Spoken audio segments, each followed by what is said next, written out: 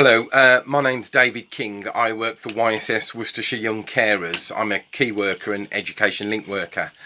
Now usually I would go into schools and do assemblies and talk to staff to ascertain if there's any young carers in the schools. But during the lockdown and COVID-19, a lot of it is remotely and doing videos such as this. So what is a young carer? A young carer is someone under the age of 18 who cares for a family member. A young adult carer is someone between 18 and 25. And the statistics used to say that there was 2 young carers in every classroom, but now there's 6 in every classroom. So that's quite high, and my job is to try and find out if there's any young carers in schools. Now, there's lots of different reasons why they're a young carer. It might be physical problems, disability, mental health problems, drug or alcohol dependency. It might be a young person looking after a younger brother who's got ADHD or has got autism, or a family member might have cancer or fibromyalgia or depression. So it's not just the physical of fetching and carrying and the washing and cleaning. It's sometimes the young person's well-being as well, and the impact that it has on being a young carer. So what do young carers do? Once we know who a young carer is, and if they are a young carer, they can use our services. So we do monthly youth clubs, and at the clubs they're really good. We do cooking, chilling out. It's that vital respite that a young carer can have as well. Meeting like-minded people. We also do trips and activities and residentials.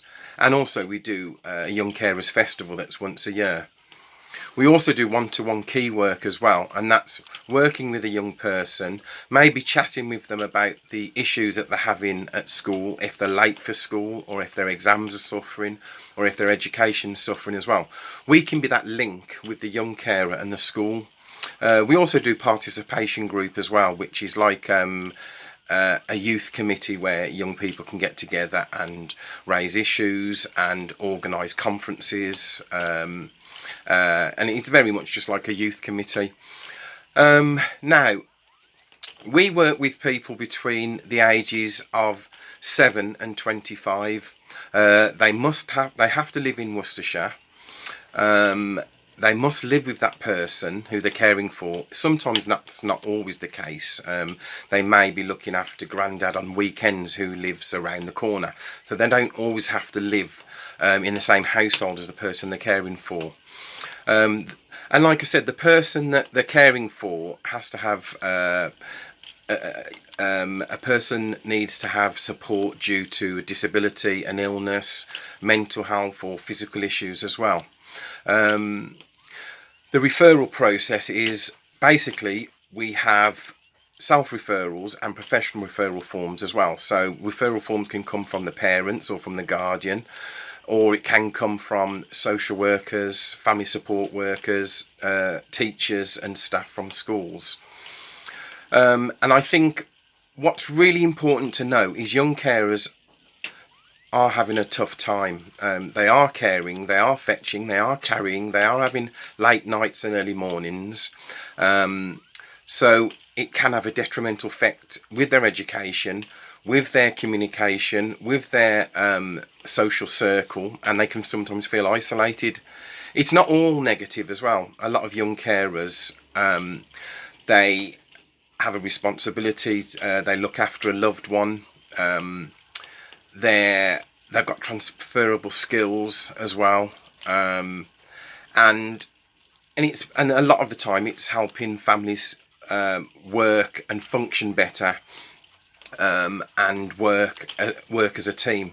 So there's negatives and positives, and I think the good points really, they are looking after a loved one in the family, but we need to find out who the young carers are. Now, I work in a lot of different schools and I do assemblies, but obviously, like I said earlier, because of the COVID and the lockdown, a lot of it is remote working now, videos such as this. We do use Facebook, Instagram, WhatsApp, house party, all the social medias. And I think what we're trying to do is ascertain where the young carers are, go into the schools, talk to the staff, find out, let the schools know those telltale signs as well. Are young people being withdrawn? Are they being late for school? Is their education suffering? Sometimes these are telltale signs that they're a young carer.